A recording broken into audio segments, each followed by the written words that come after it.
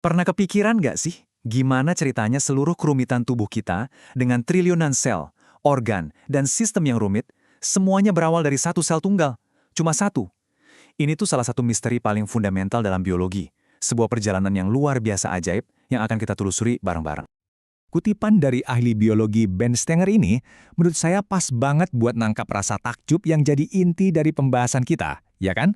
Rasa penasaran ilmiah inilah yang jadi bahan bakar para ilmuwan selama berabad-abad buat mecahin teka-teki raksasa ini. Jadi, ini dia pertanyaan utamanya. Gimana caranya satu sel itu tahu harus membelah, terus berubah jadi sel yang beda-beda, dan ngatur dirinya sendiri jadi jantung yang berdetak, otak yang bisa mikir, dan semua bagian lain di tubuh kita? Oke, mari kita mulai dari petunjuk pertamanya. Untuk bisa menjawab pertanyaan super besar tadi, kita mesti mulai dari misteri yang lebih dasar dulu, pewarisan sifat. Gimana sih instruksi untuk membangun tubuh itu diwariskan dari satu generasi ke generasi berikutnya?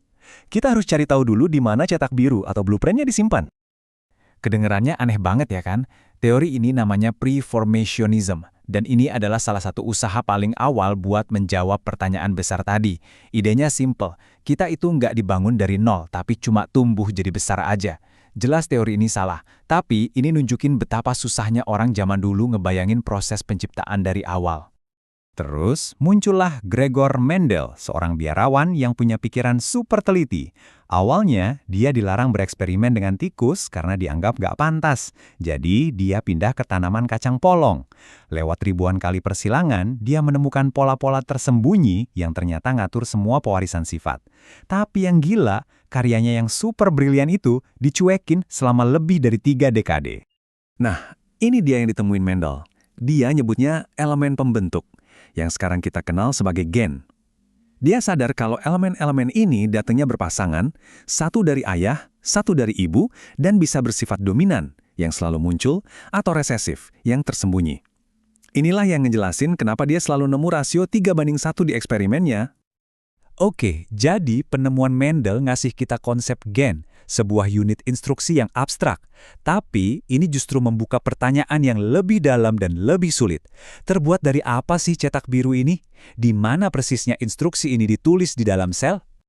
Disinilah ceritanya jadi makin seru. Para ilmuwan tuh sebenarnya udah tahu tentang DNA, tapi mereka anggap remeh. Mereka mikir molekul yang isinya cuma 4 huruf kimia, A, T, C, dan G, mana mungkin bisa nulis instruksi buat bikin makhluk hidup yang rumit. Kelihatannya ngebosenin banget. Mereka lebih yakin sama protein yang jauh lebih kompleks. Dan inilah dia momen ahanya. Penemuan struktur helix ganda oleh Watson dan Crick mengubah segalanya. Mereka nunjukin kalau yang penting itu bukan komposisi DNA-nya, tapi urutannya. Sama kayak alfabet kita yang cuma punya 26 huruf tapi bisa nulis semua buku di dunia, alfabet DNA yang cuma 4 huruf ternyata bisa nulis instruksi buat semua bentuk kehidupan. Kunci buat ngebaca cetak biru akhirnya ketemu. Oke, jadi sekarang kita tahu kalau setiap sel punya salinan lengkap dari cetak biru DNA. Tapi, ini malah jadi masalah baru. Kalau semua sel punya instruksi yang sama persis, gimana caranya sel kulit tahu kalau dia harus jadi sel kulit dan bukan sel jantung? Jawabannya ada di cara sel membaca manual instruksi itu. Coba lihat angka ini deh. Ada sekitar 1.500 gen kita. Itu hampir 10% dari total genom kita yang tugasnya cuma satu, ngontrol gen-gen yang lain. Itu kayak kita punya buku manual, tapi 1/10-nya itu isinya cuma catatan pinggir yang bilang baca bab ini, atau yang ini lewatin aja. Ini nunjukin betapa pentingnya regulasi gen. Saya suka banget analogi dari François Jacob dan Jacques Monod nih. Mereka pionir di bidang regulasi gen. Analogi ini ngegambarin dengan sempurna gimana sebuah gen dijaga dalam kondisi mati. Jadi ada protein namanya represor, yang tugasnya kayak satpam yang duduk di atas DNA, ngehalangin mesin pembaca gen, namanya RNA polimerase, biar nggak bisa nyalin instruksi dari DNA. Dan cara kerjanya sebenarnya simpel banget. Waktu gen dalam kondisi mati, si satpam alias represor lagi bertugas. Tapi begitu ada sinyal yang tepat datang, misalnya molekul gula laktosa, sinyal itu nempel ke si represor dan narik dia pergi. Tiba-tiba pintunya kebuka, mesin pembaca bisa masuk, dan gen pun nyala, lalu ngejalanin instruksinya. Saklar sederhana inilah yang jadi dasar dari semua perbedaan sel di tubuh kita. Nah, kemampuan buat ngerti saklar on-off ini bukan cuma buat pinter-pinteran di lab loh. Kalau kita bisa ngontrol saklar mana yang nyala atau mati, artinya kita bisa ngontrol takdir sebuah sel. Ini membuka pintu ke era yang benar-benar baru dalam dunia kedokteran, alkimia seluler. Ini membawa kita ke dunia sel punca. Ada sel punca embrionik atau ESC yang super kuat karena bisa jadi sel apa aja, tapi penggunaannya sangat kontroversial.